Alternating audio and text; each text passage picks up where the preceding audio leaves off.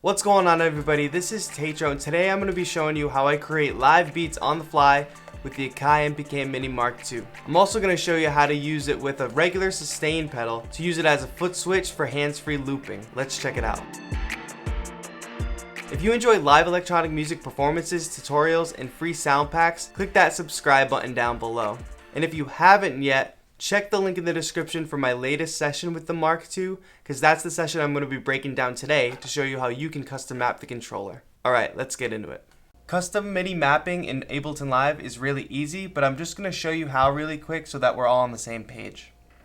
Click the MIDI button in the top right. This will turn your screen blue. Click on the function that you want to assign to your controller. I'm going to assign the volume of track 1.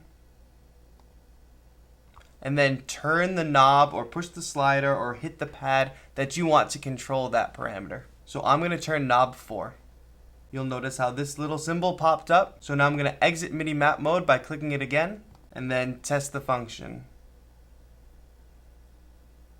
Now knob 4 is mapped to the volume of track 1.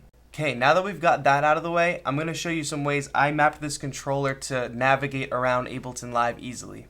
One of the first custom mappings I always make on a controller like this is track arming. So I'm going to use bank A of the CC pad controls to arm tracks. And I used the same technique for MIDI mapping, so I went into MIDI, clicked on the track arm button, and then pressed the corresponding pad, so pad 1.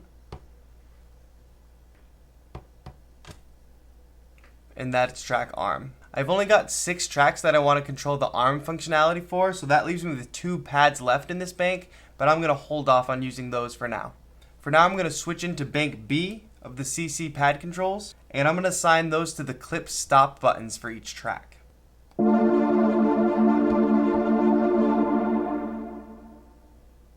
Another way I'm going to custom map the controller to navigate around live in the session is to go back into MIDI map mode and assign a knob to the scene select button. This allows me to scroll up and down the scenes. So those are basically all the custom mapping functions that I need to navigate live. So now I'm going to get into some of the custom mappings I use for effects. And for those, I'm going to mostly use knobs. So if I click into the MIDI function and then I open the sidebar, that's going to show you all of the MIDI mappings that I've made for this session. A lot of the effects I use for knobs are things like filters or a high cut, which is a cool effect to play with live. So for instance, knob 3 controls the filter cutoff of the track 2 instrument.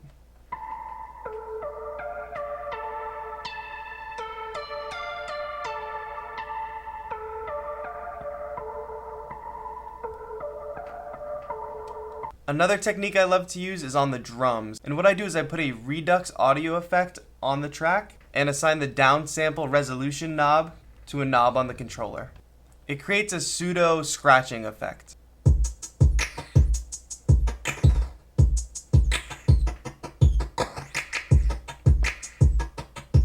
Another simple way I use the knobs is to control some track volumes, like I did in the beginning part of the session. But if we look back at our custom MIDI mapping list, you'll notice something. The volume for track 1 has a minimum and a maximum value. So the minimum is no sound, and the maximum is plus 6 decibels, which I don't want because I don't want clipping on my track. So I'm going to pull that down to 0. This way, when I bring the knob all the way down, it's at no sound. When I bring it up, it's at an even 0.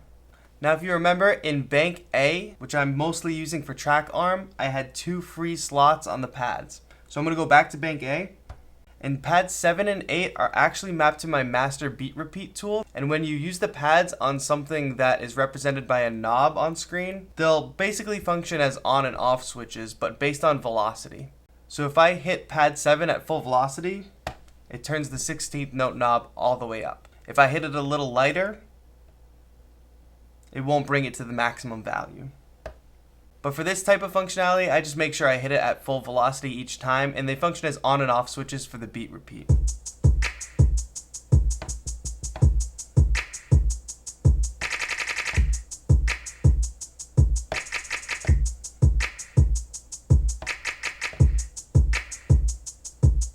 Now I'm going to get into the part that I got the most questions on, and that's using the foot switch with the Akai MPK Mini Mark II. It's a super useful tool for hands-free looping. We're going to map the foot switch to the session record button, which is the empty circle at the top of the screen. So in MIDI map mode, we click on the session record button, and then just like any other pad or knob, we press on the pedal, which is right under my desk. Now pressing the foot switch will start the recording of an empty clip slot in an armed track. So now I'm going to use pad 5 to arm track 5.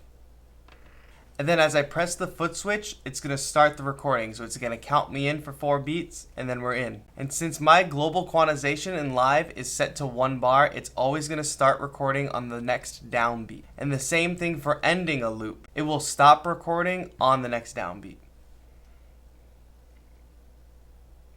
So now I'm going to press the foot switch, it's going to count us in, and we're going to start recording.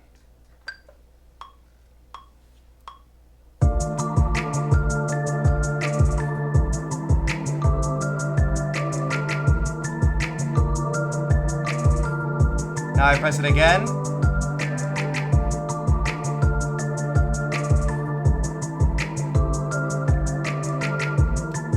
I've got an even 4-bar loop. Now you can actually use this to overdub MIDI clips as well, but you need to hold the pedal down for the duration that you want to overdub.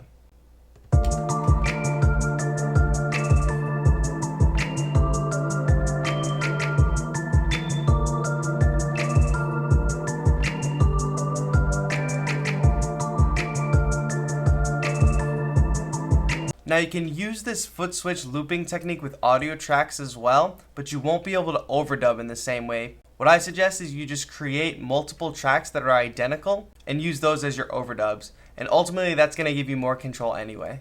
Alright, so there you have it. That's how you custom map the Akai MPK Mini Mark II with a foot switch to do hands-free looping and create live beats. If you enjoyed this video, please give it a thumbs up and drop a comment below. If you have any remaining questions, also feel free to leave those in the comments. I try to answer every single person. If you want to know as soon as one of my videos gets posted, follow me on Twitter at TAETRO. And I've been posting a lot of short snippets on my Instagram stories lately, so make sure you follow me over there as well.